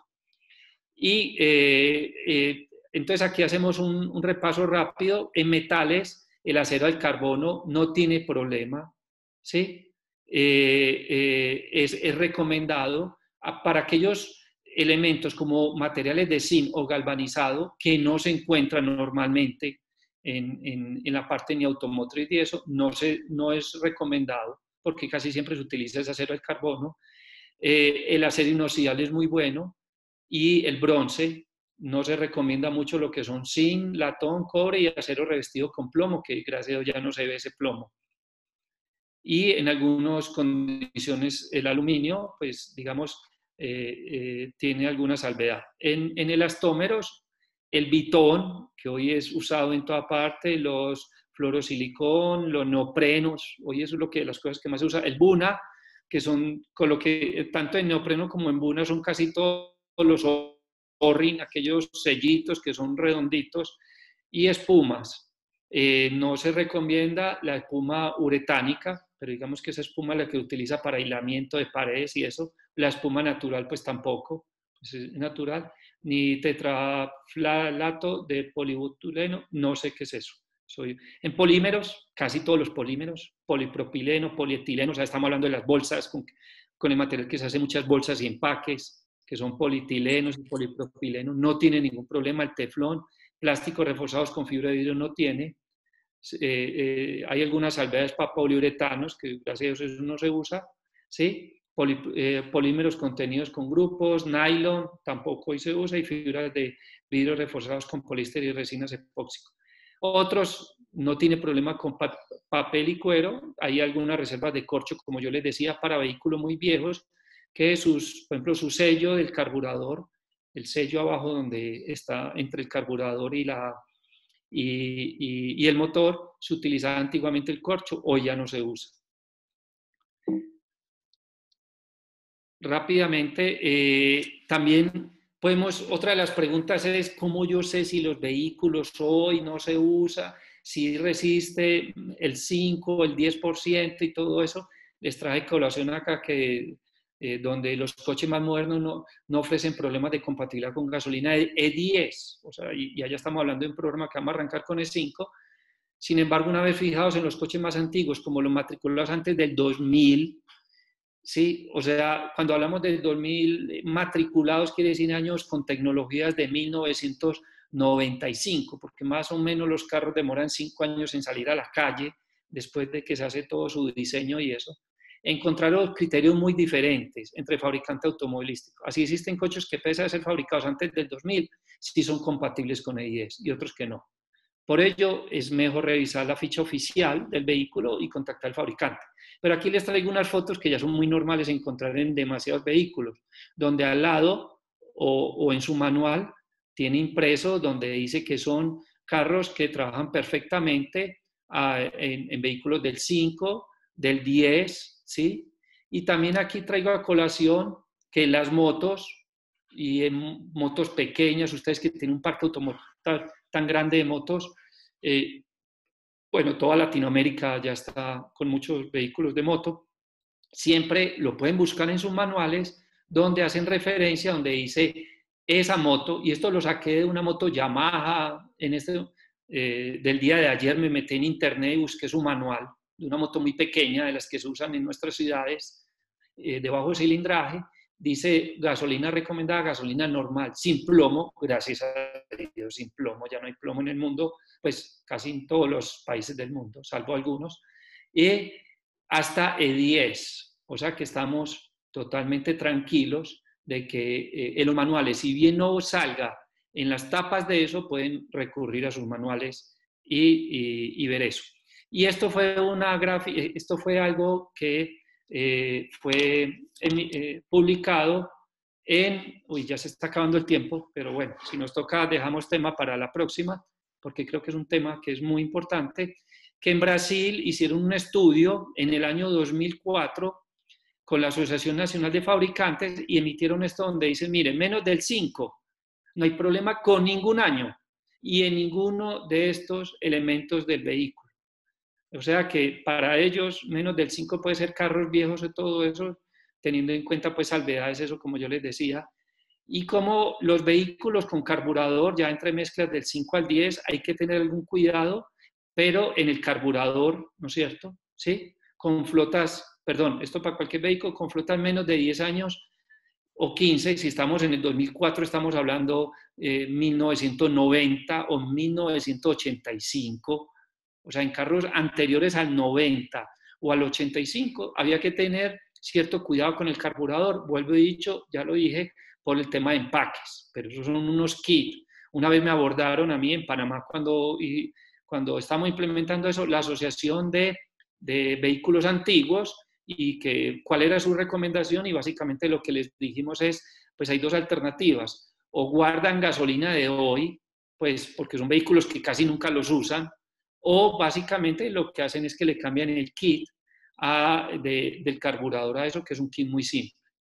Para flotas de más grandes, o sea, ya estamos hablando, para mezclas más de 10 al 25, pues hay unas reservas ya en donde hay que tener estos cuidados y estos ya son bifuel. O sea que el resumen es que estamos metidos dentro de este escenario y dentro de este escenario estamos hablando de carros del 85 hacia abajo, del 90 o del 85 hacia abajo, teniendo en cuenta cuando se publicó esto.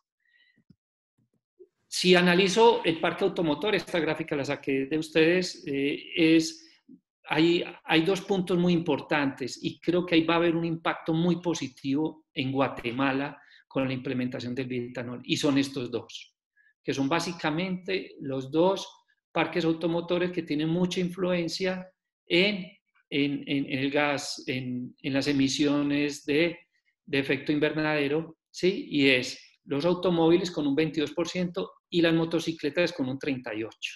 En este vemos que es un mercado no tan disciplinado en su mantenimiento y donde no tengo acá, sería muy interesante buscar, hay un porcentaje muy alto hasta el 38% que son motocicletas de 2 tiempos. Y ya les expliqué que las motocicletas de 2 tiempos son motocicletas que por su diseño, sí, y constitución son motocicletas que emiten grandes cantidades de